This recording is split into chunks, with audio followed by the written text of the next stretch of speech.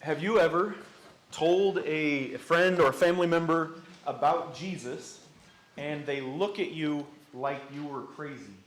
Has that ever happened to anybody in here? Like you're in the middle of sharing about Jesus and it dawns on you, this story that I'm telling is actually ridiculous. This is a ridiculous story for me to be telling. I'm telling them that the God of the universe became a man, and then he got beat up and killed, and all they have to do is believe that that guy who got beat up and killed is their Lord and Savior, and then they can go to heaven forever.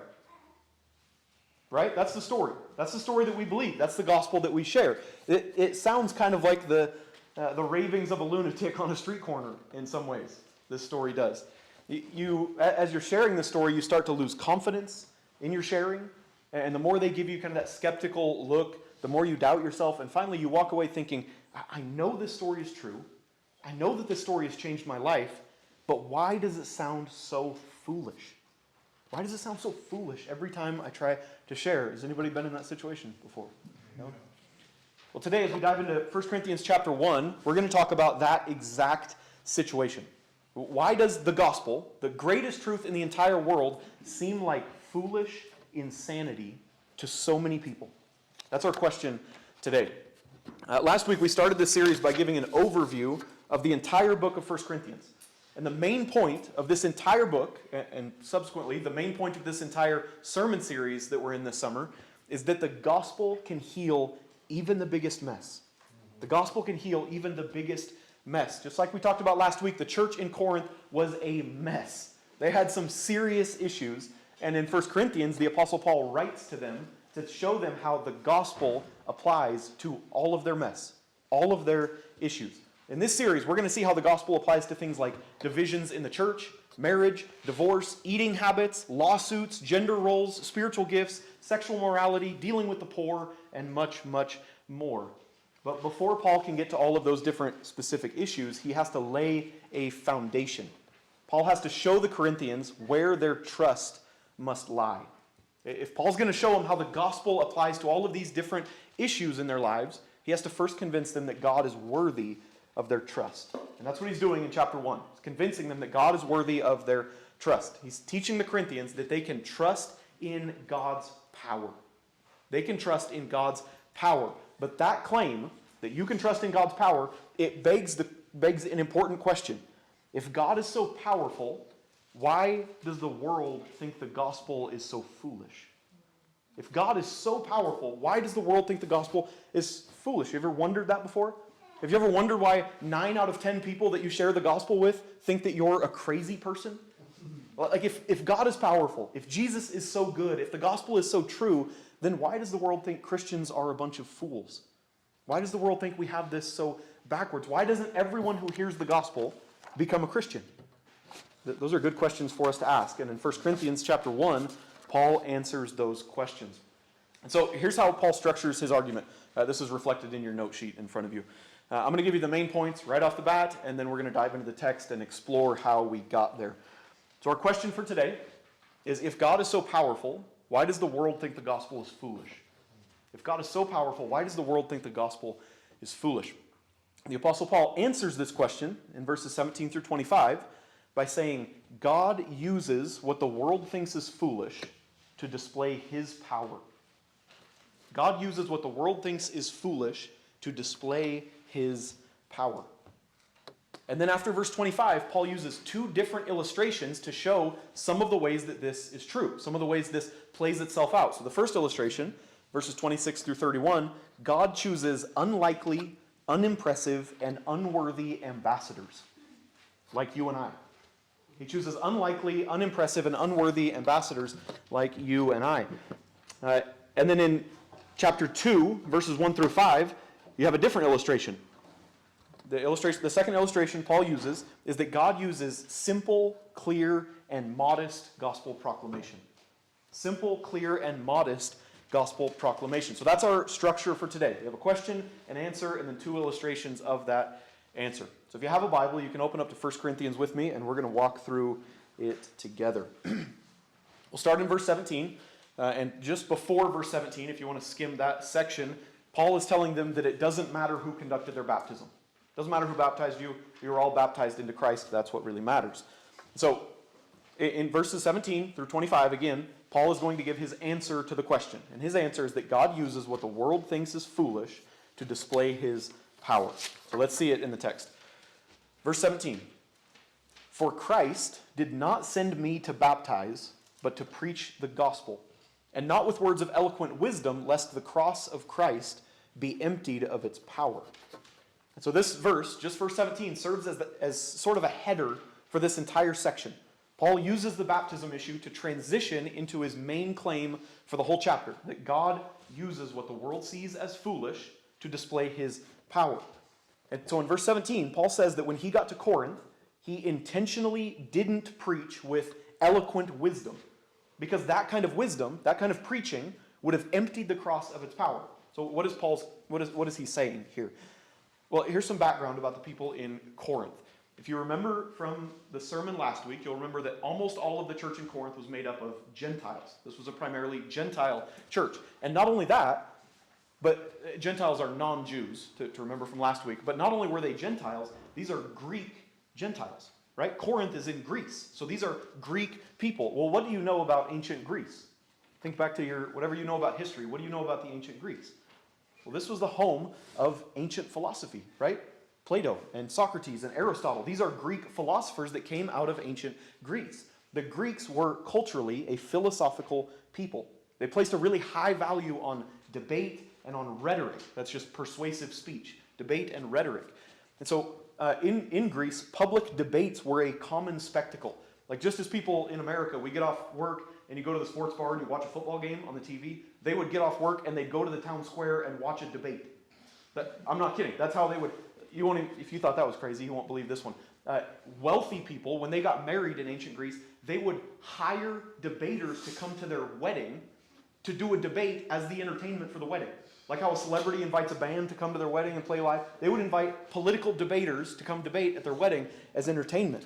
The Greeks in Corinth had what we would describe as an unhealthy regard for rhetorical display. It was their whole world. It was everything that they cared about. The people in Greece were convinced of their viewpoints based on how flashy or grandiose or eloquent the speaker was. And so Paul is saying that if he arrived in Corinth and he used the same rhetorical flair that all of the orators and the debaters in Corinth used, there would be nothing unique about his message.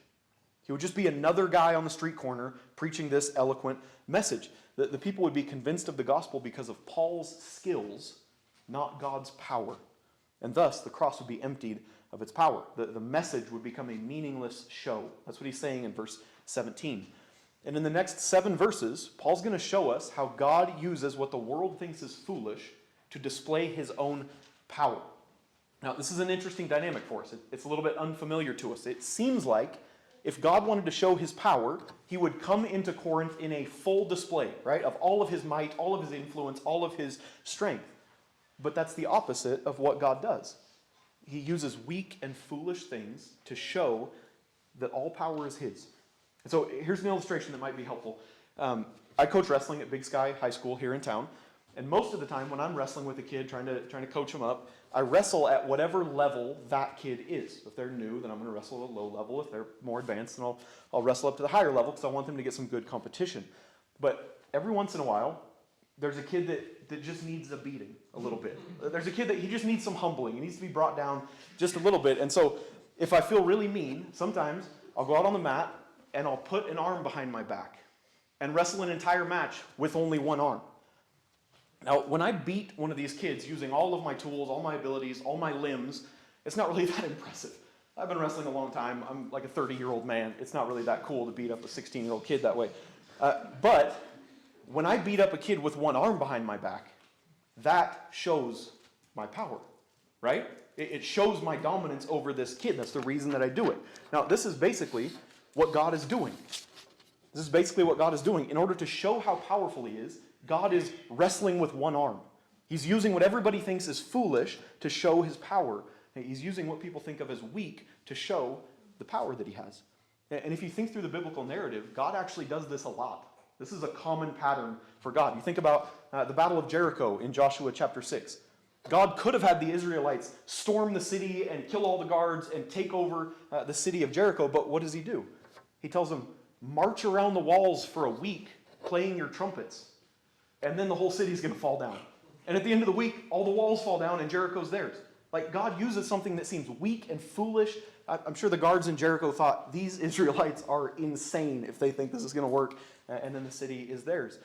Think about the battle against the Midianites in Judges chapter 6. Gideon gathers 32,000 Israelite men to go fight in this army, and what does God do? He whittles the army down to 300 guys. And then these 300 guys go defeat the 130,000 person Midianite army. It displays God's power. He's using what the world thinks of as foolishness to display his power. This is a theme of God's. He loves to use foolish things to display his power. And in verse 17, Paul is saying that when he came to Corinth, he did not come using the worldly wisdom of flashy rhetoric, because that would have prohibited God from displaying his power. Paul wanted to come into town with one arm tied behind his back because he wanted God's power to be magnified. And now in verse 18, he continues by showing us how this foolishness is received by the people in Corinth. So verse 18, for the word of the cross, that's the message of the gospel, the story of Jesus, the word of the cross is folly to those who are perishing, but to us who are being saved, it is the power of God. According to 1 Corinthians 1, there are two types of people who receive the gospel. There are those who are perishing and those who are being saved. And those two groups receive the gospel in very different ways. To those who are perishing, to the unregenerate, to the lost person, the message of the gospel is foolishness. And specifically, the crucifixion of Jesus is foolishness. That's the piece that they really get hung up on. The idea that the brutal execution of a Jew by Roman officials could bring about the salvation of the world is unimaginable to people who operate in worldly wisdom. God could have ordained that Jesus would ride into Jerusalem on a big armored horse with a crown on his head, leading an army behind him. They could have defeated the entire Roman Empire and set up a bigger kingdom than had ever existed on earth at that point. If that was the message of the gospel, if that was the story, then it would make sense to worldly wisdom, right? People who think worldly thoughts would have bought into that message. They would have been eager to follow that Jesus. But instead, God ordains that Jesus would come into Jerusalem on a lowly donkey, that he would be arrested and accused and beaten and crucified. And this gospel makes no sense to worldly people. They cannot comprehend it. They think it's all foolishness. For those who are perishing, they simply cannot believe that the cross is the way to salvation. But for those who are being saved, for those whom God has chosen, the cross is the very display of the power of God. The cross means a very different thing to those people. For the Christian, the person with a regenerate heart, the message of the cross is the glorious proclamation of God's power over sin and death. For believers, the cross of Christ is our salvation. The cross delivered us in the past from the penalty of sin. That's our justification. The cross delivers us in the present from the power of sin. That's our sanctification. And the cross will deliver us in the future from the presence of sin. That's our glorification. The cross is the ultimate display of God's salvation. So hopefully you can see how differently these two groups view the gospel. They encounter the gospel very differently. There's a little table in your note sheet that came out of one of my commentaries that shows some of the ways that 1 Corinthians described the saved and the perishing when they receive the gospel. They receive it in very different ways. And Paul continues in verse 19 to reinforce his point.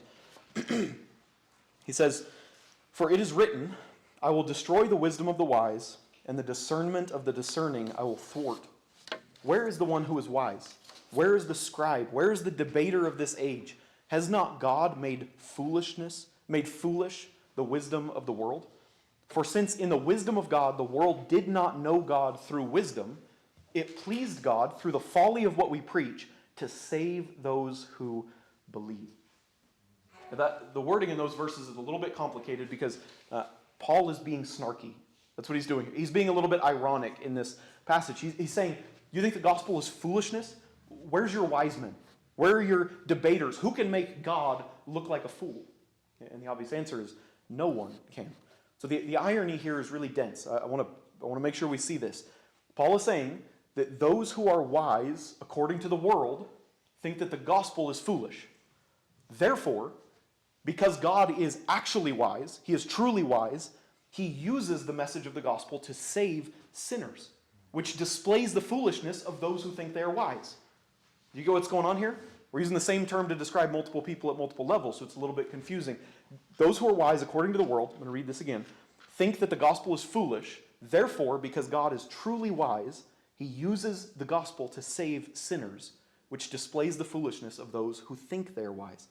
There is a type of worldly human wisdom that God says is foolish.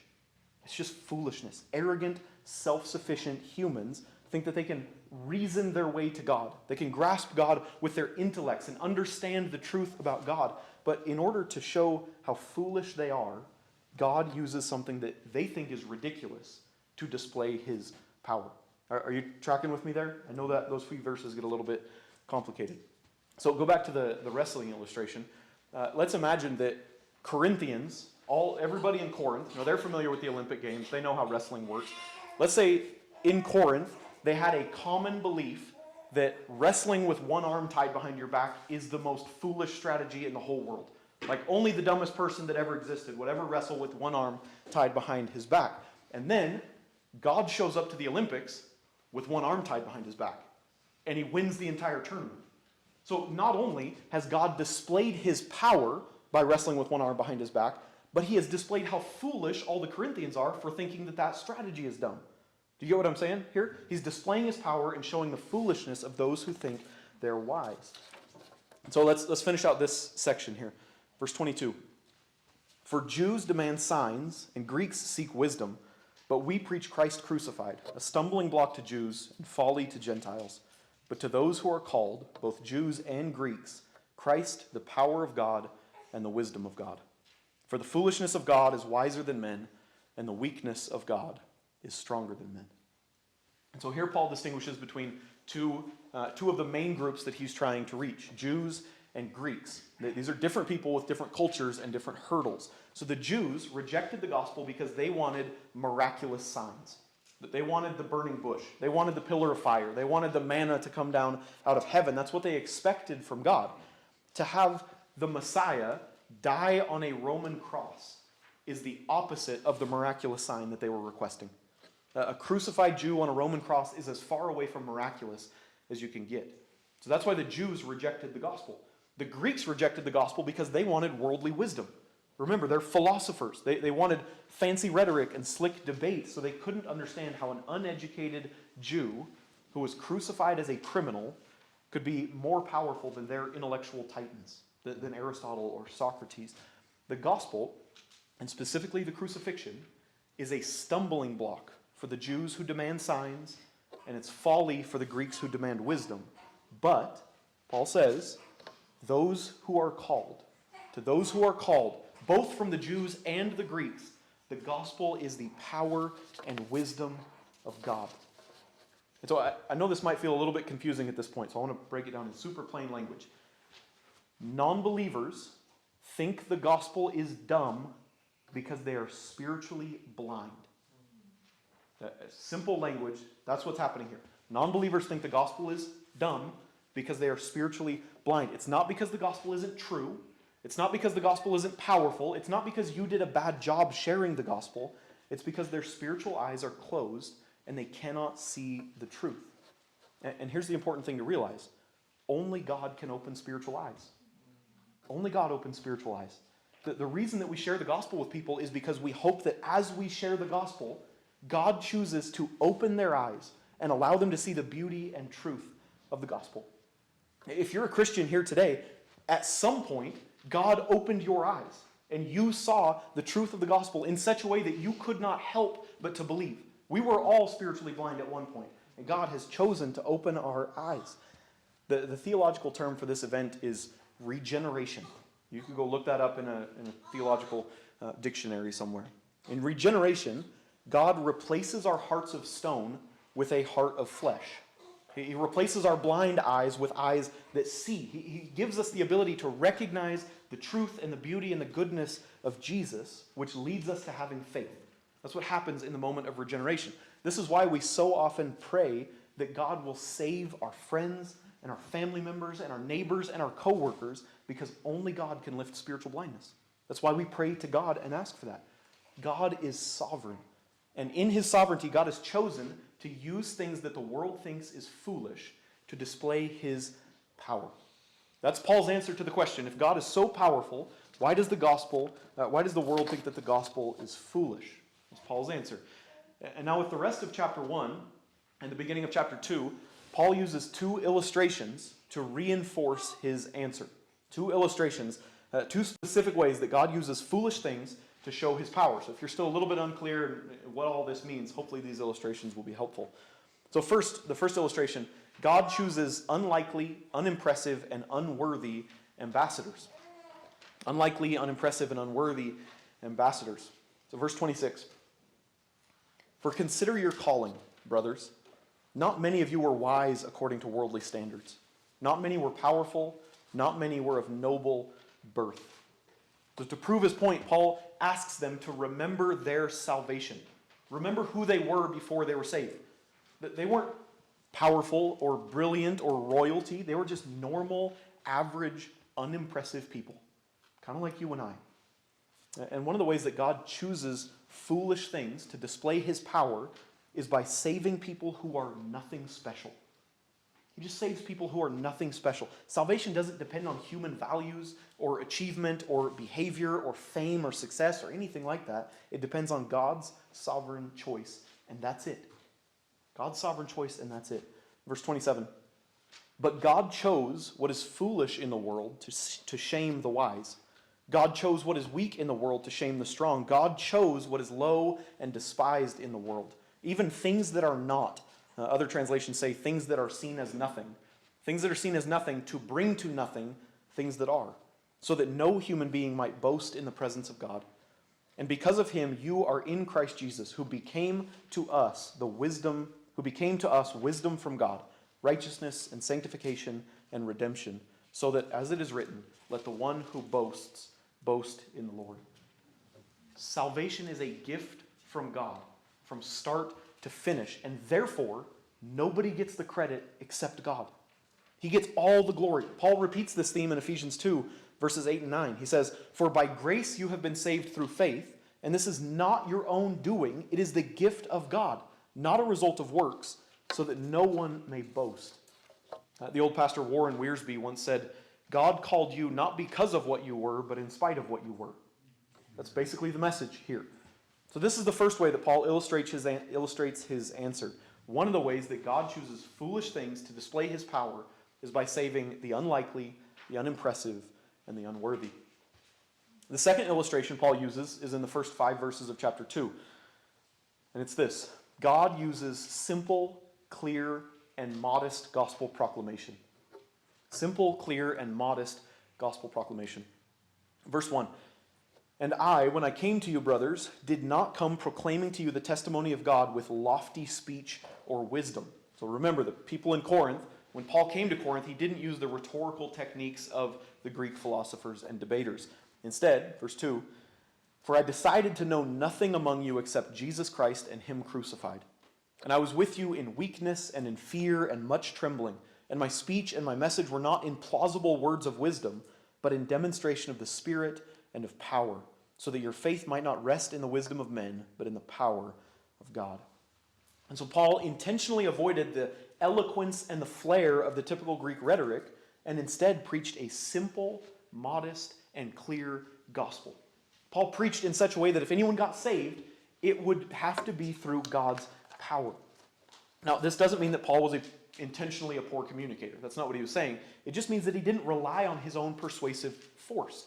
He relied on God's power alone, so that when people got saved, God got all the glory. Like nobody was looking around in Corinth thinking, well, this Paul guy is just a really persuasive manipulator.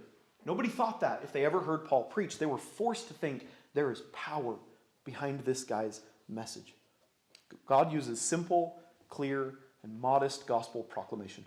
That's our second illustration. Paul uses these two illustrations. He saves unlikely, unimpressive people like you and I, and he uses a simple, clear, modest gospel proclamation to display his power.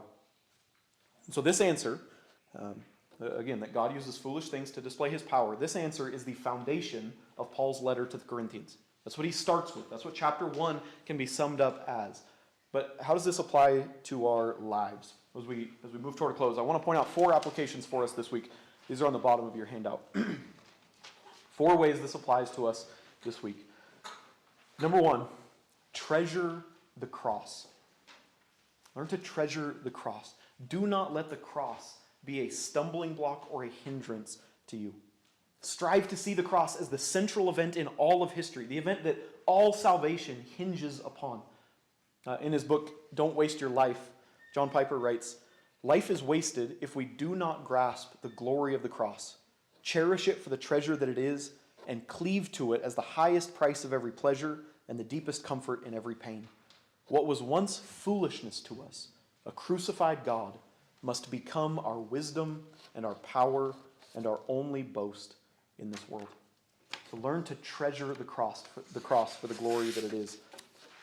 Number 2, have confidence in your evangelism. Have confidence in your evangelism. As you share the good news of Jesus with people around you, don't be surprised when they think that you're crazy. Don't let that throw you off anymore. Don't be surprised when they don't understand. They are spiritually blind, and their only hope is that God would open their eyes. And so don't lose confidence in the gospel, and don't stop sharing the gospel. The reason that we often lose confidence is because we don't understand the spiritual dynamics that are at play when we share the gospel with somebody. If you think that somebody's salvation is dependent on your skills as the sharer, then you're going to get insecure and nervous. But if you trust that God is in control and that God promises to use our gospel proclamation to save people when the time is right, then you will have confidence. Have confidence in your evangelism. Number 3, trust God with the results. Trust God with the results. Because salvation is a gift from God, we can trust God with the results of our evangelism. You don't ever have to worry about, did I do enough?